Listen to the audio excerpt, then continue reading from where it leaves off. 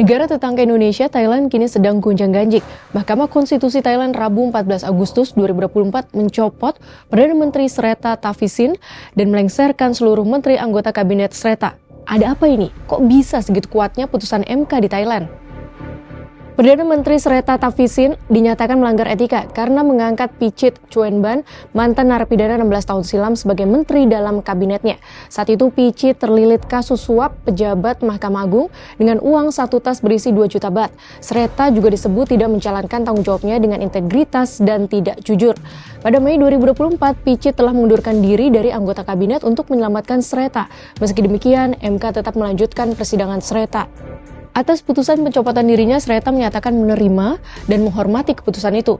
Ia pun menegaskan jika selama menjabat dirinya berusaha untuk beriktikat baik dan memerintah dengan kejujuran.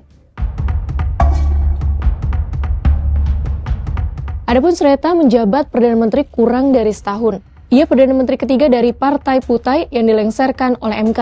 Dalam 20 tahun terakhir, politik Thailand diguncang kudeta atau pergeseran Perdana Menteri melalui keputusan MK. Mahkamah Konstitusi Thailand memang dikenal punya tajuk hukum. Kuncinya yaitu independensi dan seleksi hakim.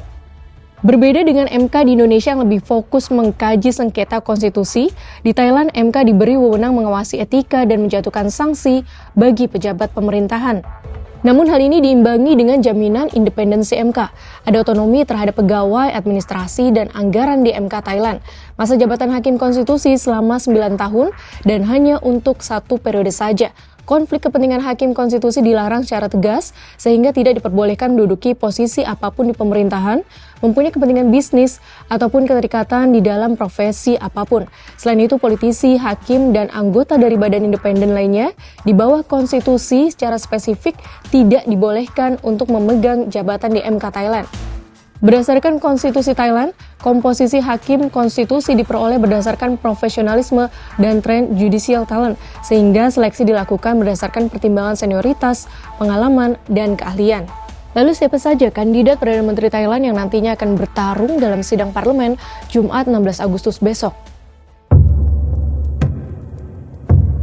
Menurut sejumlah pakar politik, diperkirakan Partai Phuthay masih memiliki peluang untuk kembali menjalankan pemerintahan.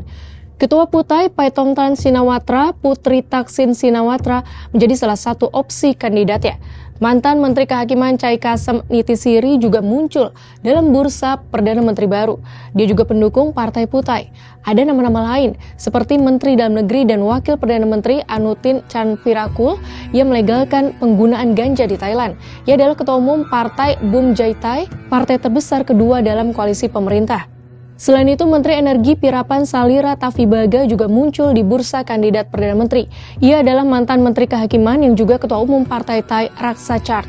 Jenderal Purnawirawan Prawit Wongsuwan, mantan Kepala Staf Angkatan Darat Thailand yang juga Ketua Umum Partai Palang Pracharat juga disebut-sebut dalam bursa. Prawit terlibat dalam 2 kudeta militer terhadap pemerintahan Shinawatra.